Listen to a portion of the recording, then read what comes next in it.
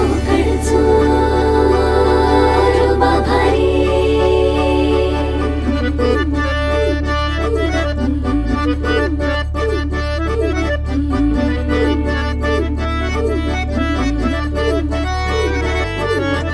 कोकणचो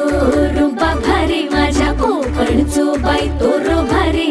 दिसते भारी गणपतीची स्वारी अन आला धादिस मामाच्या घरी मालवण चिपळूण